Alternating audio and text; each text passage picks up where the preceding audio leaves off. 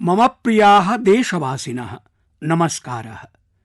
साम्प्रतिके क्रमे मन की बात प्रसारणस्य कृते यान्यपि पत्राणि आयान्ति, टिप्पण्यः आगच्छन्ति, विभिन्न प्रकारकाः विनिवेश्य सन्दर्भाः च प्राप्यन्ते। यदाहम् एतान् अवलोकयन् आसम् तदा अवगतं यत् अनेके जनाः महत्वपूर्णं वृत्तमेकं स्मृतवन्तः। माइगोव इत्यत्र आर्यन श्रीः, बेंगलुरुतः अनुपरावः, नोएडातः देवेशः, ठाणेतः सुजितः चैते सर्वेपि अकथयन्, मोदी महोदय, मन की बात प्रसारणस्य साम्प्रतिकमिदं 75तमम् आख्यानं वर्तते। एतदर्थं भवते वर्धापनम्। भवद्भ्यः भूरिशो धन्यवादान् व्याहरामि यत् भवन्तः एतावत्या सूक्ष्मदृष्ट्या मन की बात प्रसारणम् अनुसृतवन्तः, आत्मानं च संयोजितवन्तः। मम कृते नूनमयं गर्वविषयः, भूयान् चानन्दविषयः। मम पक्षतोऽपि भवतां कृते तु धन्यवादः नूनमस्त्येव।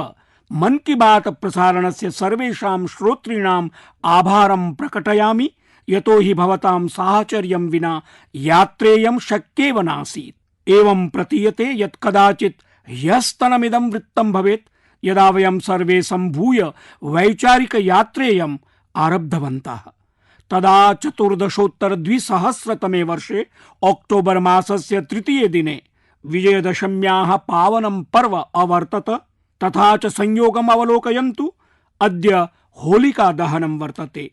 एकस्मात् दीपात् ज्वलेत् अपरः, भासेत च राष्ट्रमस्मदीयम्। भावनामेनामाधृत्य सततं प्रचलन्तः वयम् एतावन्तं मार्गम् अतिक्रान्तवन्तः। वयं देशस्य नानाकोणेषु स्थितैः जनैः सम्भाषितवन्तः, तेषां च असाधारणानां कार्याणां विषये ज्ञातवन्तः। भवन्तः अपि अनुभूतवन्तः स्युः यत् अस्माकं देशस्य दूरसुदूरवर्तिषु कोणेष्वपि कियती अभूतपूर्वा क्षमता वरिवर्तते। भारतमातुः अंके कीदृशानि रत्नानि सम्पुष्णन्ति। एतद्धि स्वस्मिन्नपि समाजं प्रति अवलोकयितुं, समाजम् अवगन्तुं, समाजस्य च सामर्थ्यम् अभिज्ञातुं मम कृते तु अन्यतमः अद्भुतः अनुभवः अवर्तत। एतेषु 75 आख्यानेषु क्रियन्तः विविधाः विषयाः परिभाविताः। कदाचित् नद्याः वृत्तं, कदाचित् च हिमालयस्य शिखराणां विवरणं, कदाचित् तु रणप्रदेशस्य वृत्तं, कदाचित् प्राकृतिकापदा वृत्तानि, तर्हि कदाचित् मानवसेवायाः अगणितानां कथानाम् अनुभूतिः, कदाचित् प्रविधेः आविष्कारः, तर्हि कदाचित् कस्मिंश्चित् अज्ञाते कोणे किञ्चित् अभिनवं कर्तुं प्रदर्शयितुं च कस्यचित् अनुभवस्य कथा। अधुना भवन्तः पश्यन्तु, भवेत् स्वच्छतायाः वृत्तं वा स्यात् अस्मदीयस्य रिक्थस्य सन्धारणस्य चर्चा, तथा च न केवलम् एतावदेव, क्रीडनकानां निर्माणस्य वृत्तं वा भवेत्, किं नासीत्। कदाचित् अनेके एतादृशाः विषयाः अस्माभिः परिशीलिताः स्यात्, तेऽपि अगणिताः भविष्यन्ति। अत्रान्तरे वयं काले काले महतीभ्यः विभूतिभ्यः श्रद्धाञ्जलिन् अर्पितवन्तः, तासां विभूतीनां विषये अभिज्ञातवन्तः।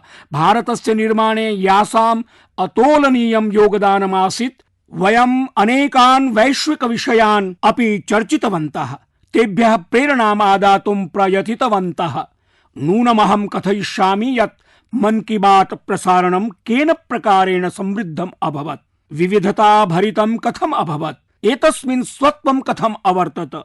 अस्य पृष्ठभूमौ मूलकारणम् आसीत् भवतां सर्वेषां योगदानम्। अनेकानि वृत्तानि भवन्तः मां सूचितवन्तः, नानाविधान् च विचारान् मह्यं दत्तवन्तः। अन्यतम प्रकारेण अस्यां विचारयात्रायां भवन्तः सर्वे युगपदेव प्रचलन्तः आसन्, आत्मानं संयोजयन्तः अवर्तन्त, तथा च किञ्चिदपि नवीनं योजयन्तः अपि प्रावर्तन्त। अहमद्य अस्य 75 आख्यानस्य अवसरे प्रप्रथमं मन की बात प्रसारणं सफलीकर्तुं, समृद्धं च विधातुं, तथा च अमुना सततम् आत्मानं संयोजयितुं प्रत्येकमपि श्रोतुः प्रभूतम् आभारं प्रकटयामि। मम प्रियाः देशवासिनः, पश्यन्तु कियत् सुखदः संयोगः यन्मया मन की बात प्रसारणस्य 75तमम् आख्यानं प्रस्तोतुम् अवसरः लब्धः। अस्मिन्नेव मासे स्वतन्त्रतायाः 75तमवर्षस्य अमृत महोत्सवस्य आरम्भः जातः। अमृत महोत्सवः दाण्डी यात्रा दिवसे आरब्धः सन् 2023 वर्षे ऑगस्ट मासस्य 15 दिनाङ्कं यावच्च प्रचलिष्यति। अमृत महोत्सव संबद्धाः कार्यक्रमाः अखिल देशे सततम् आयोज्यन्ते। भिन्न स्थानेभ्यः एतेषां कार्यक्रमाणां सूचनाः चित्राणि च जनाः संविभाजयन्ति। नमो ऐप् उपरि एतादृशैः चित्रैः साकं झारखण्डस्य नवीनेन मह्यं सन्देशः प्रेषितः। असौ लिखति यत् तेन अमृत महोत्सवस्य कार्यक्रमान् दृष्ट्वा निर्धारितं यदसौ हि स्वातन्त्र्य संग्राम संबद्धानां न्यूनान्यूनं 10 स्थानानां यात्रां विधास्यति। तस्य सूच्यां प्रथमगन्तव्यं भगवतो बिरसा मुण्डावर्यस्य जन्मस्थलमस्ति। नवीनेन लिखितं यत् झारखण्डस्य आदिवासी स्वातन्त्र्य सैनिकानां गाथामसौ देशस्य अन्यान्यभागेषु प्रसारयिष्यति। नवीन भ्रातः, एतन्निर्णयार्थम् अहं भवते शुभकामनाः व्याहरामि। सखायाः कस्यचित् स्वातन्त्र्य सैनिकस्य संघर्षगाथा भवेत् वा कस्यचित् स्थानस्य इतिहासः स्यात्, तत्सर्वम् अमृत महोत्सवे अखिल देशे प्रसारणीयम्। तैश्च देशवासिनः संयोजनीयाः।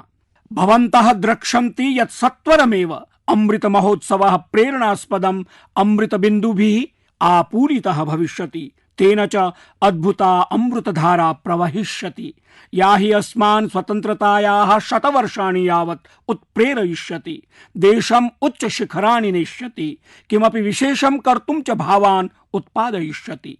स्वतन्त्रता संघर्षे अस्मत्सैनिकैः अगणितानि कष्टानि सोढानि, यतो हि ते देशहितस्य कृते त्यागं बलिदानं च स्वीयकर्तव्यत्वेन अभिजानन्ति स्म। तेषां त्याग बलिदान गाथाः अस्मान् सततं कर्तव्यमार्गे प्रेरयन्ति।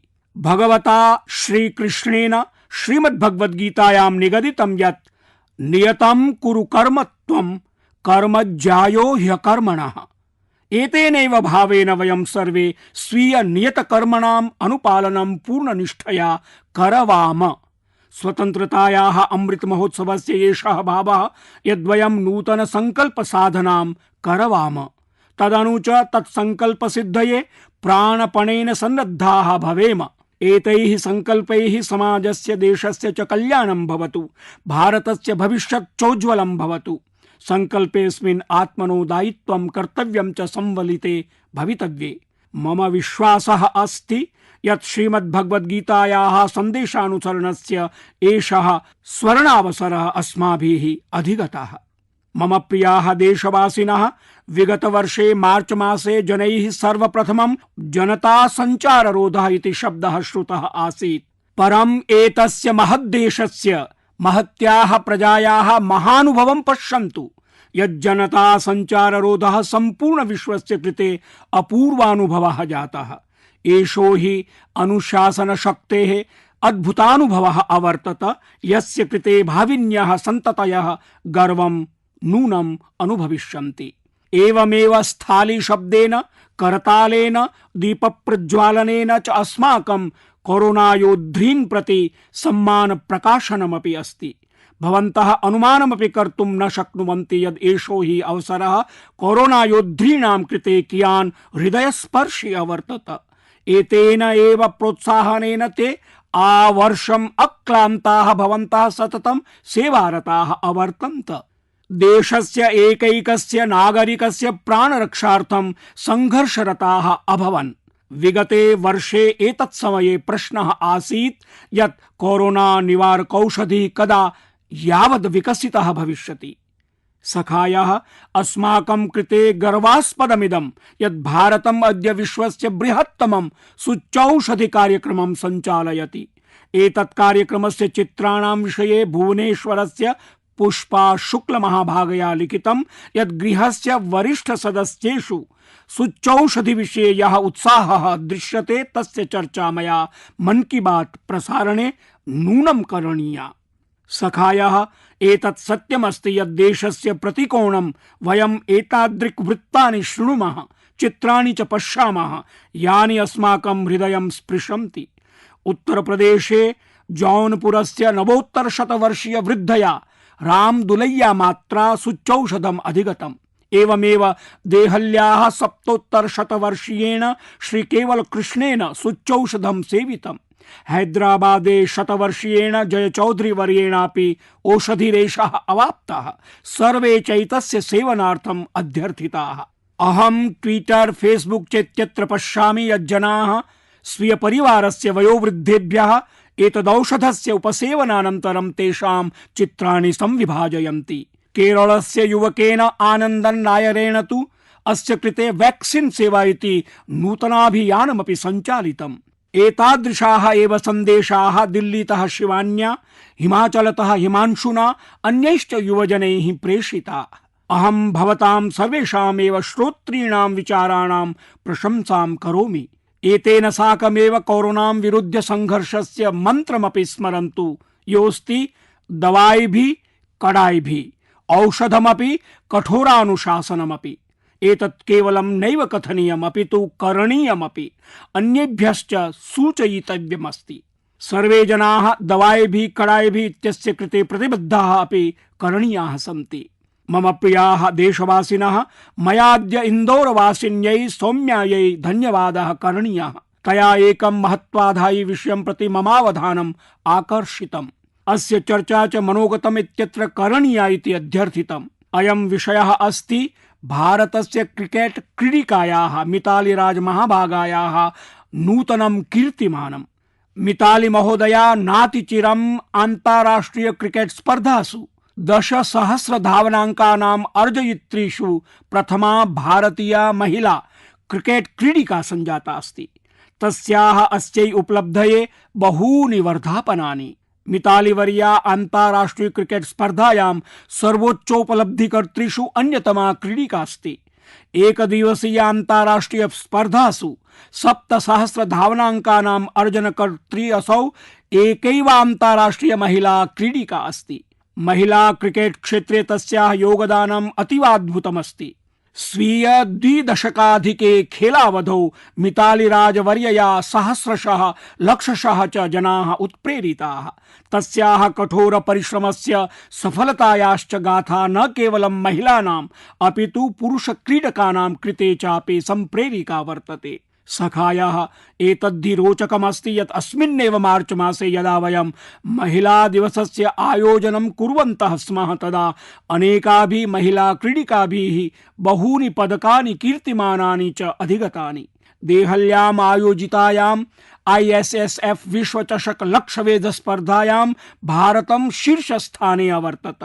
भारतेन विजितानां स्वर्णपदकानां संख्या सर्वाधिका आसीत्। इदं हि भारतस्य महिला पुरुषाणां लक्ष्यवेधकानाम् उत्कृष्ट प्रदर्शनेन एव सञ्जातम्।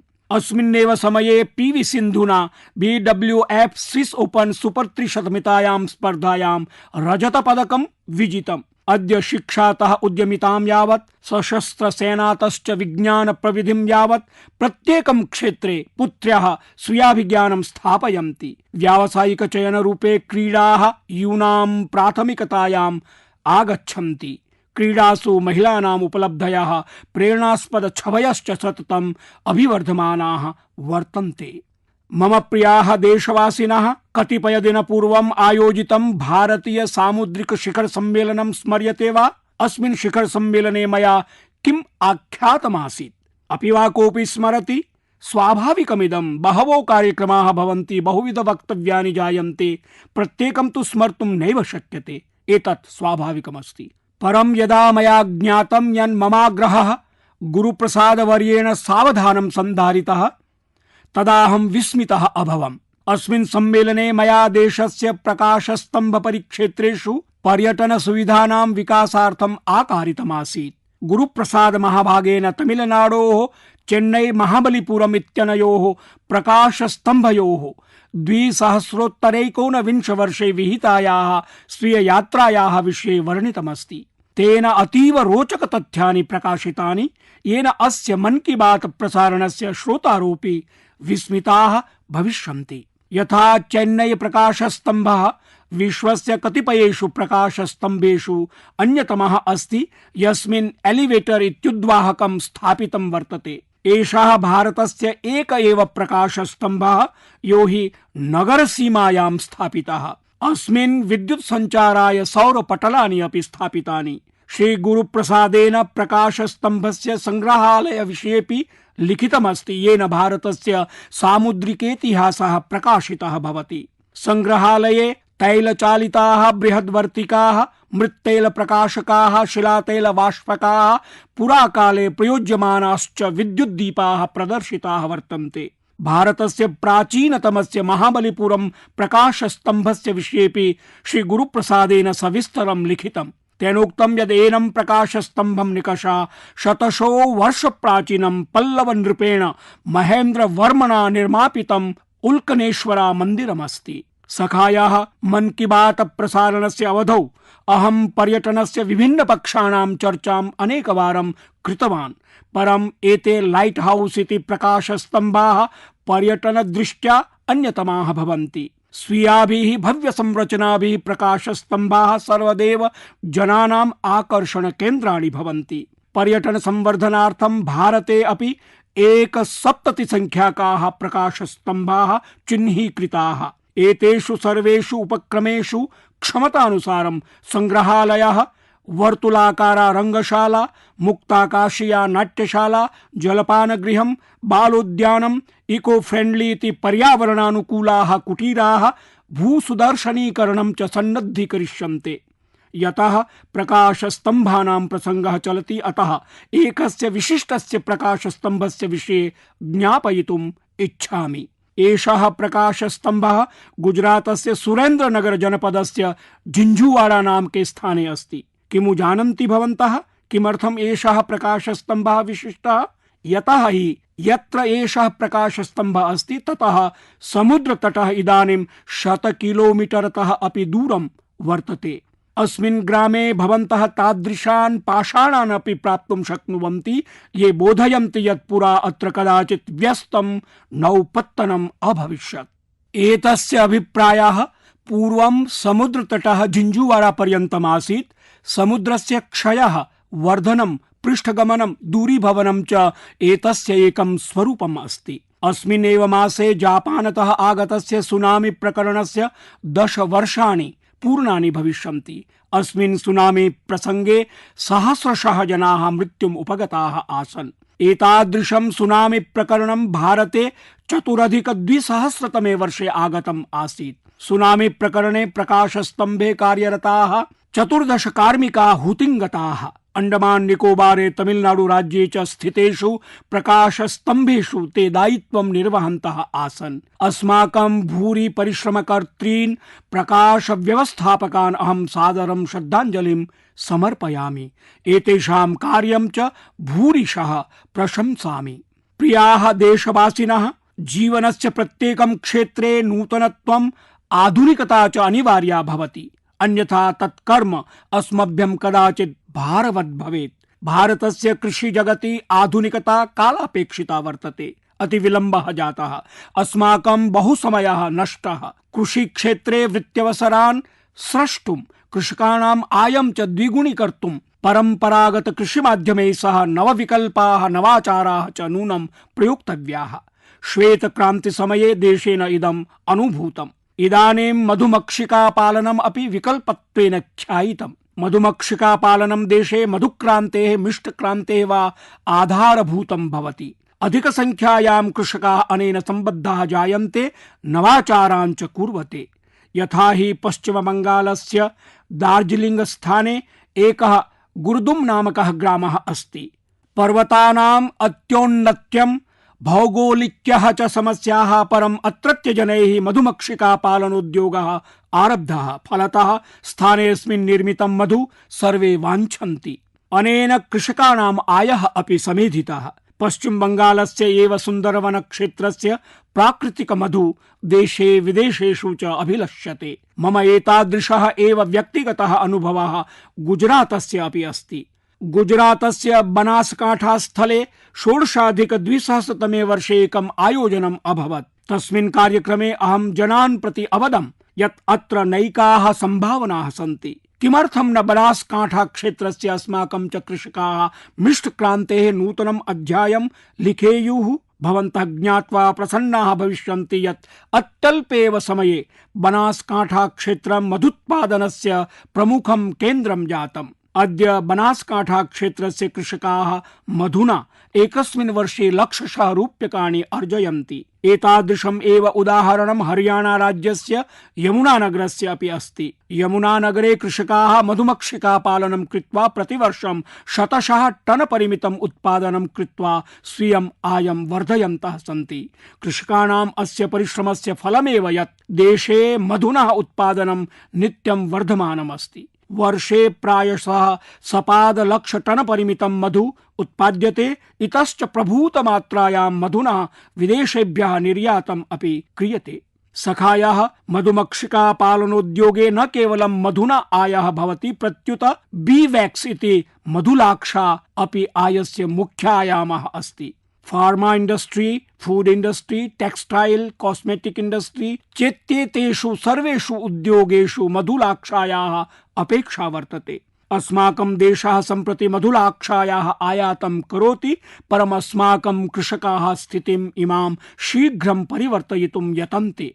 अर्थात् एकदृष्ट्या आत्मनिर्भरं भारतम् इत्यस्मिन् अभियाने सहयोगिनः सन्ति। अद्य समग्रं विश्वम् आयुर्वेदं प्राकृतिक स्वास्थ्योत्पादान् च पश्यदस्ति। एतादृशे काले मधुनः अपेक्षा नित्यं वर्धन्ते। अहम् इच्छामि देशस्य अधिकाधिकाः कृषकाः कृषिकार्येण सह मधुमक्षिका पालनोद्योगेन सह युक्ताः भवन्तु। अनेन तेषाम् आयः अपि वर्धिष्यते, जीवने सुखमपि भविष्यति। मम प्रियाः देशवासिनः, कतिपयदिनानि पूर्वमेव वर्ल्ड स्पैरो डे इति विश्व चटका दिवसः आमानितः। स्पैरो इत्युक्ते गौरय्या इति भाषायां। कुत्रचित् एषा चकली, कुत्रचित् चिमनी, क्वचिच्च घानचिरिका इति कथ्यते। पुरा अस्माकं गृहस्य भित्तिषु परिपार्श्ववर्तिषु वृक्षेषु च गौरय्या कूजति स्म। परम् इदानीं जनाः गौरय्यां स्मरन् एवं कथयन्ति यत् विगतवारं बहो कालात् पूर्वं गौरय्या दृष्टा आसीत्। अद्य एतां रक्षितुं प्रयत्नरताः स्मः। वाराणसीतः मम सहयोगिना इन्द्रपाल सिंह बत्रावर्येण एतादृशं कार्यं कृतं। तदहं मनोगतस्य श्रोतृभ्यः अवश्यं कथयितुं वाञ्छामि। बत्रा महोदयेन स्वगृहमेव गौरय्या गृहं कृतम्। एतेन महोदयेन गृहे काष्ठस्य एतादृशाः नीडाः निर्मापिताः, येषु गौरय्या सहजतया निवसेत्। साम्प्रतं वाराणस्य अनेकानि गृहाणि अनेन अभियानेन आत्मानं संयोजयन्ति। अनेन गृहेषु अद्भुतं प्राकृतिकं वातावरणम् अपि निर्मीयते। अहम् इच्छामि प्रकृतये, पर्यावरणाय, प्राणिभ्यः, पक्षिभ्यश्च येभ्यः अपि सम्भवेत् अस्माभिः अपि यथासम्भवं न्यूनाधिकाः प्रयासाः अवश्यं करणीयाः। यथा एकः सहयोगी अस्ति विजय कुमार काबी महोदयः। विजय महोदयः ओडिशा राज्यस्य केन्द्रपाड़ा जनपदस्य निवासी वर्तते। केन्द्रपाड़ा स्थानं समुद्रतीरे अस्ति। अतः अस्य जनपदस्य अनेके ग्रामाः तादृशाः सन्ति येषाम् उपरि उच्चतरङ्गानां सामुद्रिक झञ्झावातस्य च सङ्कटं सततं भवति। नैकवारम् एतेन हानिः अपि भवति। विजय महोदयः अपि अनुभूतवान् यत् प्राकृतिकापद्वारा संरक्षणं तु प्रकृत्या एव सम्भाव्यते। ततः परं किम् अभवत्? विजय महोदयः बड़ाकोट ग्रामतः अभियानम् आरभत। 12 वर्षाणि सखायाः 12 वर्षाणि परिश्रमं कृत्वा ग्रामात् बहिः समुद्रदिशि 25 प्रहेल परिमितं मैन्ग्रोव् इति बृहत्तालीयं वनं कृतम्। अद्य एतत् वनम् अस्य ग्रामस्य रक्षां कुरुते। एतादृशम् एव कार्यम् ओडिशायाः पारादीप जनपदस्य अभियन्त्रा अमरेश सामन्तेन कृतम्। अमरेश महोदयेन लघु लघूनि वनानि आरोपितानि, यैः बहूनां ग्रामाणां रक्षणं जायते। सखायाः एतादृशेषु कार्येषु यदि वयं समाजं योजयामः तर्हि बृहत् परिणामाः आयान्ति। यथा तमिलनाडोः कोयम्बटूरे लोकयान परिचालकः मरिमुथु योगनाथन महोदयः वर्तते। योगनाथन महोदयः लोकयाने चिटिका प्रदान समये यात्रिभ्यः एकं पादपम् अपि निःशुल्कं ददाति। अनेन प्रकारेण योगनाथन महोदयः न जाने कति वृक्षान् आरोपितवान्। योगनाथन वर्यः स्ववृत्तेः अधिकांशम् अस्मिन्नेव कर्मणि व्ययीकुर्वन् अस्ति। एतत् श्रुत्वा इदानीं कः न मरिमुथु योगनाथन वर्यस्य कार्यं प्रशंसेत्। अहं हृदयेन तस्य एतादृशान् प्रेरक कार्य संवलितान् प्रयासान् शुभकामनाभिः वर्धापयामि। मम प्रियाः देशवासिनः, वेस्टतः वेल्थ इत्युक्ते अवकरतः कञ्चन निर्माण विषये अस्माभिः दृष्टम् अपि श्रुतम् अपि अथ च अन्ये बोधिताः अपि सन्ति। तद्वदेव अवकरतः मूल्यत्वेन परिवर्तनस्य कार्यमपि प्रचलद् अस्ति। एतादृशम् एव उदाहरणम् अस्ति केरलस्य कोच्चिस्थस्य सेंट टेरेसा महाविद्यालयस्य। अहं स्मरामि यत् 17-2000 वर्षे अहम् अस्य महाविद्यालयस्य परिसरे एकस्मिन् पुस्तक पठनाधारिते कार्यक्रमे सहभागितां कृतवान्। अस्य महाविद्यालयस्य विद्यार्थिनः पुनः प्रयोज्य क्रीडनकानां निर्माणं कुर्वन्तः सन्ति, तदपि अत्यन्तं रचनात्मक विधिना। एते छात्राः पुरातनवस्त्रैः क्षिप्तैः स्यूतपेटिका काष्ठखण्डानां प्रयोगेण च क्रीडनकानि निर्मान्ति। कश्चन विद्यार्थी पजल इति प्रहेलिकां, तर्हि अन्यः कारयानं रेलयानं वा निर्माति। अत्र विशेषेण अवधीयते यत् क्रीडनकानि सुरक्षितानि, बालेभ्यः च अनुकूलानि भवेयुः। अस्य पूर्ण प्रयासस्य एका उत्तमा वार्ता एषा यद् इमानि क्रीडनकानि बालेभ्यः क्रीडनार्थं प्रदीयन्ते। अद्य यदा भारतं क्रीडनकानां निर्माणे अग्रे वर्धमानम् अस्ति, तदा अवकरेभ्यः मूल्य निर्माणाभियानस्य अभिनवः प्रयोगः महत्त्वम् आदधाति। आन्ध्रप्रदेशस्य विजयवाड़ा जनपदे एकः आचार्यः श्रीनिवास पदकाण्डला अस्ति। असौ अतिरोचकं कार्यं कुर्वन् वर्तते। तेन ऑटोमोबाइल मेटल स्क्रैप इत्यनेन प्रतिमाः निर्मिताः सन्ति। तेन निर्मिताः एताः विशाल प्रतिमाः सार्वजनिकोद्यानेषु स्थापिताः वर्तन्ते, अथ च जनाः ताः अत्युत्साहेन अवलोकयन्ति। इलेक्ट्रॉनिक अथ च ऑटोमोबाइल वेस्ट इत्यस्य पुनर्निर्मितेः अभिनवः प्रयोगः एषः। अहम् एकवारं पुनः कोच्चितः विजयवाड़ातः च कृतप्रयत्नानां प्रशंसनं करोमि, अथ च आशासे यत् जनाः एतादृशेषु प्रयासेषु अग्रेसराः भवेयुः।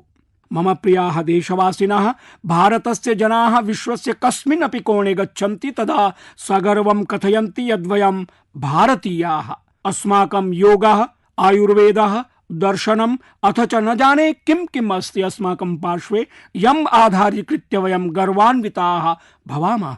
गर्वविषयिणीं वार्तां कुर्मः। युगपदेव स्वीयायाः स्थानीय भाषायाः उपभाषायाः परिचयस्य, वेशस्य, भोजनादि विषयस्य च सन्दर्भेऽपि गर्वम् अनुभवामः। वयं नूतनं तु प्राप्नुयाम, तदेव तु जीवनं भवति, परं सहैव पुरातनं नैव त्यजेम।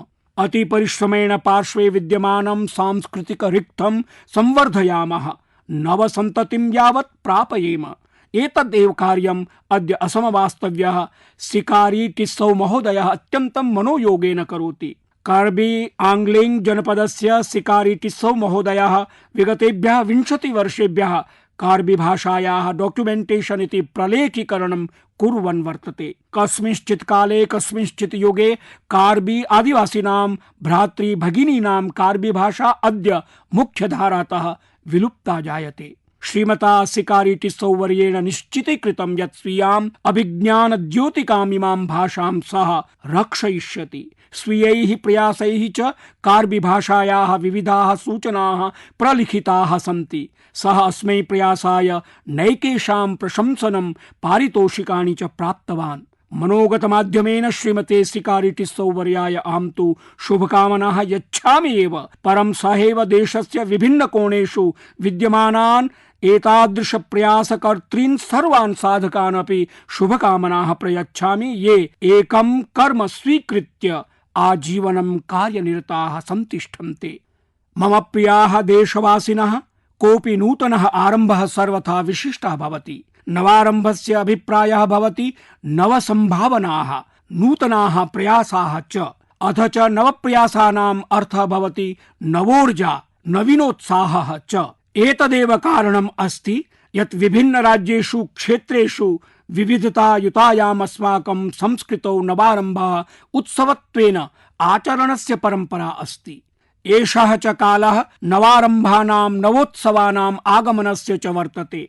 होलिका पर्व अपि वसन्तोत्सवत्वेन एव आचरणस्य परम्परा अस्ति। यदा वयं रङ्गैः होलिका पर्व आचरन्तः भवामः तदा एव वसन्तः अपि अस्मान् परितः नवरङ्गान् प्रकटीकरोति। अस्मिन्नेव समये पुष्पाणां विकसनम् आरभते, प्रकृतिः जीवन्ती भवति। देशस्य विभिन्नेषु क्षेत्रेषु शीघ्रमेव नववर्षः अपि आचरिष्यते। उगादि भवतु, पुथुण्डु वा, गुडीपड़वा भवतु, बिहू वा, नवरेह भवतु, पोइला वा, अथ बोईशाख वैशाखी स्याद्वा, पूर्णदेशः हर्ष प्रकर्षोत्साह नवसंभावनानां वर्णेषु आप्लावितः भवति। अस्मिन् एव काले केरले अपि सुन्दरं पर्व विशु इति आमान्यते। एतदनन्तरं शीघ्रमेव चैत्रनवरात्रेः पावनावसरः अपि आगमिष्यति। चैत्रमासस्य नवमे दिने अस्माकं देशे श्रीरामनवमी पर्व आचर्यते। एतद् भगवतः श्रीरामस्य जन्मदिवसत्वेन सहैव न्यायपराक्रमयोः नवयुगरूपेण अपि आमान्यते। अस्मिन् काले चतुर्दिक्षु हर्षेण सहैव भक्तिभावयुतं वातावरणम् अपि जायते, यद्धि जनान् निकटम् आनयति, तान् परिवारेण समाजेन च सह योजयति, परस्परं सम्बन्धान् प्रगाढान् करोति। एतेषां पर्वणाम् अवसरे अहं सर्वदेशवासिभ्यः शुभकामनाः प्रयच्छामि। सखायाः क्रमेऽस्मिन् एप्रिल मासस्य चतुर्थे दिने देशः ईस्टर पर्व अपि आमानयिष्यति। जीसस क्राइस्ट इत्यस्य पुनर्जीवनस्य उत्सवरूपेण ईस्टर पर्व आयोज्यते। प्रतीकात्मक रूपेण कथयामश्चेत् ईस्टर पर्व जीवनस्य नवारम्भेण सम्बद्धम् अस्ति। ईस्टर आशानां पुनर्जागरणस्य प्रतीकं वर्तते। अस्मिन् शुभे पावने च पर्वणि अहं न केवलं भारतस्य अपितु विश्वस्य सर्वान् क्रिस्तीय मतावलम्बिनः शुभकामनाः प्रकटीकरोमि। मम प्रियाः देशवासिनः, अद्य मन की बात प्रसारणे वयम् अमृत महोत्सवस्य देशस्य च कृते स्वीय कर्तव्यानि चर्चितवन्तः। वयम् अन्य पर्वणाम् उत्सवानां चापि चर्चां कृतवन्तः। अत्रान्तरे अपरमपि पर्व आगम्यमानं वर्तते, यद्धि अस्मदीयान् सांविधानिकान् अधिकारान् कर्तव्यानि च स्मारयति। तदस्ति एप्रिल मासे 14 दिने डॉक्टर बाबा साहेब अम्बेडकरस्य जन्म जयन्ती पर्व। क्रमे अस्मिन् अमृत महोत्सवे तु अवसरोऽयम् इतः परमपि विशिष्टः अजायत। विश्वसिमि यत् बाबा साहेब जन्म जयन्तीमेनां वयम् अवश्यमेव स्मरणीयां विधास्यामः। स्वीय कर्तव्यानि संकल्प्य तस्मै श्रद्धाञ्जलिं दास्यामः। अमुना विश्वासेन सहैव भवद्भ्यः सर्वेभ्यः पुनरेकवारं पर्वोत्सवानां शुभकामनाः। भवन्तः सर्वे प्रसन्नाः भवेयुः, स्वस्थाः स्युः, सुबहु समुल्लासम् अनुभवेयुः च। अनया कामनया सहैव पुनरेकवारं स्मारयामि औषधमपि दृढानुशासनमपि। भूयांसः धन्यवादाः।